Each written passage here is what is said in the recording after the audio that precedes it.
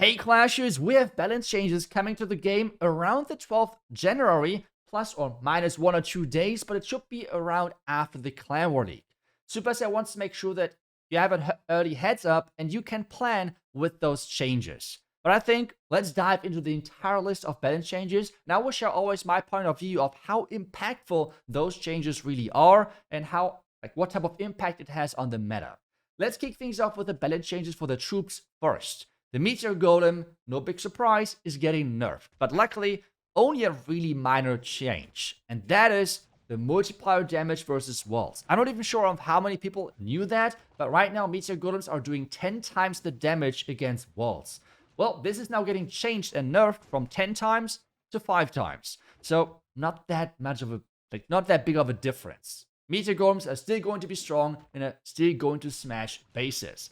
The next change is a massive buff, and that is for the druid, which means the druid is getting the druid form, the healer form, the duration increased. So far, after 25 seconds, the druid is going to transform into its tank form. Well, this is now going to be changed from 25 to 30 seconds for every level in the game. The next change is actually going to be how efficient the healing is of the druid, which means there are two different ones. The healing versus troops, that is going to be increased from the 85 healing per second to 100. And then we have hero healing, and that's going to be increased from 100 to 115. But we're not stopping there. The bear form, so the tank form, is getting buffed as well. On the highest two levels, we have a buff from 2200 to 2300. And on the highest level, we have a buff from 2300 to 2500. So plus 200 hit points on the highest level. The same thing as well is for the DPS for the highest two levels. The highest level is getting I would say it's a quite massive buff of 15, which means 119 to 205 damage per second. So overall, let's see how many more druids we're going to see, because I see quite a few pros already using them, like sprinkling in one or two of them in these strategies. I'm just excited to see if they are back and if we can as well use them in different forms, because I think the concept of that troop is just so cool. The next thing which is getting buffed is the Electro Dragon. And I know people are always telling me, iTzu, you should not use Hydra, use Dragon Riders, use Electro Dragons. Guys, they are just not as strong, and that's why the Electro Dragon, for example, is getting a buff. This one, it is just pretty much the stats buff for the hit points and for the damage. On the highest level, they're getting from 6,500, it's 200 more hit points to 6,700 hit points for the max level, and then it's getting scaled down as well. The same happening for the damage. Instead of 490, it is going to be 500 flat. As well, this damage is getting scaled down to the other levels as well. So Electro Dragons are getting a small buff for the stats, which is, I guess, nice. It's like, let's see if they're now stronger or way stronger, but I think they're okay, but not the craziest in the game. With that out of the way, those were the buffs and nerfs for the troops. Next on the list are the super troops. We have the first change happening, and that is a quite nice one for the Super Witch. The Super Witch, the first thing which is getting changed and which is pretty much getting reverted is the housing space for the big boys. That was changed a while ago from 20 to 10. Now spring traps are flinging away the big boy right away, and this is now getting reverted. So we're now having, instead of 10 housing space, 20 housing space on the big boys. The Super Witches can tank more. To be more specific, their big boys can now tank more for them, and they're more efficient. The next buff here is then for the troop itself, so the Super Witch, which means from 3,600 on the highest level, we're going to 3,750, so 150 bonus hit points, and as well the damage is getting increased from 420 to 430. Overall, not the craziest buffs, but considering Super Witches worked already surprisingly well on Town Hall 18, they are actually not too bad. They're actually really solid. With that out of the way, let's dive into the next troop, and this is a really interesting one. It's the Super Valkyrie. No stats are changed. Pretty much nothing is changed, with one exception. Super Valkyries now on the defensive side can rage up defenses. That's right, 60% is the buff effect, which in the first second sounds crazy broken.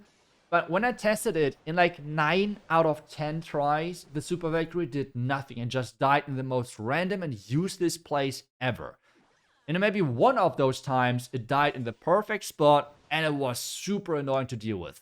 So I'm not sure people will actually use it, but we are going to find out because that's going to be the change. Super Valkyrie now, the rage effect is going to happen on defense as well. I quite like that. I like that. I think it's a cool maybe way of creating some more use cases for this troop, because otherwise it's not getting used that much. The next change for the super troop, and that's the last super troop then on the list as well, is the super giant. This thing is getting buffed again, which means we're going now for the hit points. We're increasing that, which means we have the hit points right now only for the highest level going from 5,300 to 5,600, which means 300 HP buff. The damage is going from 190 to 205, so overall a really nice buff as well. It's like, I think if Super Giant would be a regular troop, that would be really strong, but always having to sacrifice one super troop slot for that, I'm not sure. I guess time will tell of like how impactful that is, but at least for now, that's the buff. Next one on the list are the spells, and we have one obvious nerf, and that is for the totem. But it might be different than what you think, because I think this change is really smart.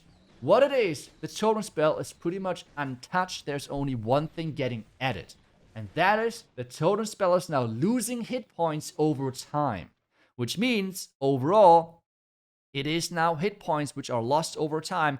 It is 334. That's the number. So overall, this is what they lose each second. In most use cases, when you're playing, I don't know, like a normal totem in a Meteor Golem attack or something, those totems are not surviving for a long time. Not whatsoever. Which means it's like maybe they're surviving 2 seconds, maybe 3. This is a nerf of overall then a little bit less than 1,000 hit points. But the major targeting here is for Flame Fingers. Having one totem tank, I don't know, an X-bow for 40 seconds is just a little bit busted. So to nerf that is they're adding this damage reduction, or like the overall that the totem is losing hit points over time. And if you do that now for like 20 seconds, this is already over 6,000 hit points lost. So this is the major targeting nerf.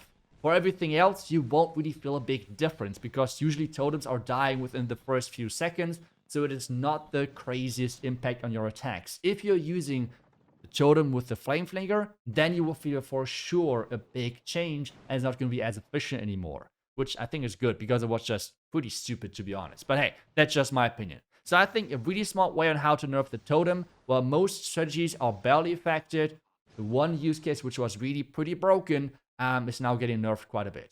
And that's already all the changes for the spells. That's it. Let's move on to the siege machines now. Next, we have the next one, which is the Wall Wrecker, which is getting a buff. Let's see how impactful that is. I mean, the stats increase are kind of crazy, but again, I'm not sure.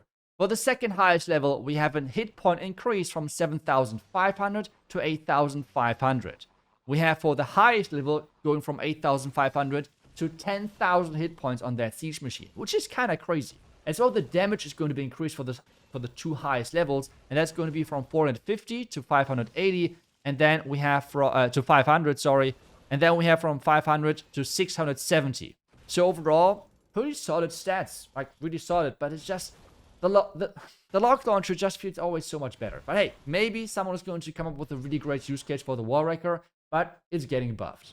The next siege, which is getting a buff, is the Battle Drill. As well, we're just going to have the stats, which means the hit points increased, no damage change, but the stats are going to be increased for all level, and on the highest level, we have the change from 5,800 to 6,300, which means a 500 hit points buff. Not sure how much that's going to change, but that's the change. The next one are the Guardians. That's right, the Smasher is getting a buff. I'm not sure how big, you can tell me, because I feel like it's really underwhelming. There are no changes to the stats of the Smasher. The only thing which is getting changed is the attack range, and that does not mean the attack range with like he can attack like with a longer distance. It is more about like what is the range on when he's attacking.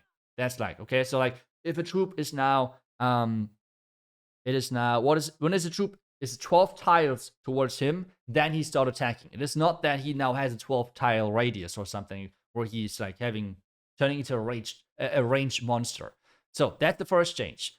The attack range going from 10 to 12 tiles, and then we have the alert range going from 12 to 14 tiles, which means he's pretty much not changed. Smasher still sucks. The only thing, though, is that the long shot is getting a nerf, and that's a pretty big one, to be honest, in my opinion. Because the first change which the long shot receives is an attack range nerf. Instead of having now 12 tiles, it is now 11. It's the same thing, though, with the attack, with the range as with the Smasher. So it's not like the actual range of the Guardian. It's more like when he's attacking, pretty much.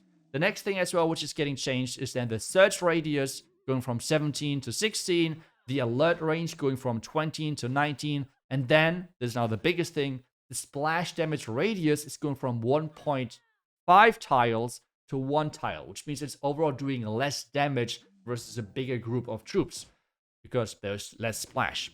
So that is like the biggest change. Let's see how impactful that is regarding the base meta and such, but overall, those are the nerfs for the long shot. With that out of the way, let's move on, and the next thing on the list are the pets. The first one is for Lassie. Yes, that's right. It's a Lassie buff, and to be honest, I quite like the changes. I think they're not enough personally, but I like the direction. What do I mean by that? First off, Lassie is getting a buff on every single level. On the highest level, which means level 15, we have now, instead of 4,100, we have now 4,500 hit points, which means a buff of 400 hit points. I would say it's not enough, but hey, it's a good start. But what is the biggest difference making here is the DPS increase, and I like this as the identity of Lassie, of like a solid tanky pet, which is dealing a ton of damage though, but I feel like the damage is just not enough. So, what we're talking about here again, a buff for every single level. On level 15 though, it is going to be from 290 DPS going up to 400. This is a damage increase of like nearly 40%. This is quite a bit. But I feel like this could be even more crazy, because Lassie otherwise, it is not really useful. And we're now coming to the next pet, which is probably double or even triple the worth of Lassie, and that is Sneezy. This pet was broken and is still broken after the change, but at least is not as broken anymore. And that is pretty much the change which I already said, which, to be honest, everyone knew it would come, because it makes no sense. Boogers are triggering no traps anymore. It made no sense that they ever trigger traps. That's just how it is. If you disagree, I mean, how strong a pet should be, like, it is yeah, it is what it is. I guess people can disagree, it's fine. I am just personally super happy because finally boogers cannot trigger traps anymore. What strategies are impacted? Air, like dragon type attacks, pretty much zero impact. Water charge attacks, not really any impact. You have test stones anyways, and the main use case of boogers is take down defending clan castle troops quicker, take down skeleton traps quicker, tank versus heroes, tank multi-archer shots, split and clean up already. So there are so many use cases still. So Sneezy is still like the pet for warden charges. And then as well, what other strategies? Oh yeah, the only thing where it really has an impact are ground smash attacks, especially with Fireball. So it's an indirect Fireball nerf, because if you're playing Root Riders, for example, with the Royal Champion charge, you have the Tome, you maybe, like the Eternal Tome, maybe you have the Healing Tome, so you have tools to protect your healers now. With the Fireball, the healers is like the biggest risk. This is like the risk you take if you're going for the Fireball opening, which you just then have to properly place your cleanup or your test loons and such, which the boogers can now trigger, like, because they can't trigger the red mines anymore. So this is the change there. Again, as I said, I'm super happy about that. I know the comments will go crazy, but again, I think it is just more than fair that this pet is not having triple the worth and strength of some of the other pets, because that is just kind of stupid to me. But hey, next one, we have now multiple buffs for equipment. That's right. We're starting things off with the first common equipment, and that is for the life gem from the Warden. And oh boy, we're having a lot of things getting buffed about this equipment, which is kind of exciting, not gonna lie. The first thing is the bonus hit points, the percentage level. So far, this equipment can only double the hit points, but now it's going to be up to 120%. which means especially troops which have less hit points, like for example Fire Mites, are going to benefit quite a bit from this change. The highest level, and obviously this is getting scaled down, but the highest level, instead of 100 bonus hit points, 100% bonus hit points, are now having 120. The next thing is now for the cap of bonus hit points, so like tanks are not having suddenly 50,000 hit points. The cap overall is now, instead of 1,050, it is now 1,200. Again, this is getting scaled down, but this is a really nice buff overall for this equipment already. On top of that, the base stats are as well increased, which means the bonus hit points just for using these equipments are going to be increased from 485 to 500, and this as well is getting scaled down completely up to level 1. And then as well, the bonus damage is getting increased from 73 to overall 75. So the damage increase sadly is not too big, but hey, you take it. As well, that is getting scaled down to the lower levels. With that being said, that's the buff for the live chat. I really hope that it's now getting used more. I think there are some good use cases, but let's find out, because we have other Warden equipments getting buffed as well. And the first one actually is the Warwick Torch. And that's getting a lot of buffs. Let's kick things off with the base stats increase, okay? So just for using the equipment, you have now, instead of having 125 hit points increase, it's now 137. Again, getting scaled down through all of those different levels. Then as well, the damage is getting increased from 69 to 78. Total damage bonus, which you can gain from using that equipment, which is well quite nice. Again, it's getting scaled down through all of those different levels. And then as well, the hit point recovery you gain from 360 is increased to 390. And as well, that is getting scaled down through the different levels. Now, the biggest buffs are obviously the ability. The ability now, the duration, instead of being 20 seconds, is now going to be 27.5 seconds on the highest level. Again, getting scaled down, but the highest level, you have 27.5 second duration. The same as the damage reduction is getting increased on the highest level and the level below from 10 to overall 15%. So that's as well a really nice buff there. With that being said, that's it. That's the balance change for the Heroic Torch. And now, let's celebrate, because we have something cool coming, which we have been waiting for a long time. And that is, drum roll, it is the Lavalooon puppet. That's right. The Lavalooon puppet is going to get a really nice buff. And what am I talking about here? So, two changes. The first one, if you have the Lavalooon puppet on level 21 up to level 27, instead of spawning 2 Lavalooon, you're going to spawn 3, which means 1 bonus Lavalooon from level 21 to level 27. That's the first change. The second change now is the housing space of those spawned Lavaloons is changed from 23 to 21. Now you might think, why is that important? Well, you can now clone 2 Lavalooon and not anymore only 1. So a double buff. And this kind of sounds crazy, not gonna lie, but at the same time, the Warden has now so many good equipments that it's tricky. Like, do you use Lavalooon puppets over a Rage or a Healing Tome or even Eternity? I am not sure, but I feel like it gives now some more options. The Lavalooon puppet might be back. I really look forward to like what you think about it, but I'm just happy that it finally was buffed. It took way too long, but better late than never, I guess, right? With that, as well, we have one more common equipment which is getting a buff, and that is for the Royal Champion, the Hog Rider puppet. As well, the first thing, the Hog Rider levels are getting increased through the board. And for the highest level, instead of level being a level 11, we have now level 12. And then as well, for the spawning count, instead of spawning on the highest level 9, is going to be 10 now. So those are the changes there. Again, it's a common equipment. It's a nice protective and I call it like safety equipment, I guess. But I'm not sure if we can overshadow other equipments in the game. But at least we have a little buff for the Hog Rider puppet. Otherwise, those are all of the changes. Let me know what you're looking for the most, maybe the least. And I will see you guys back tomorrow with the next Clash video. Until then, see ya and bye-bye.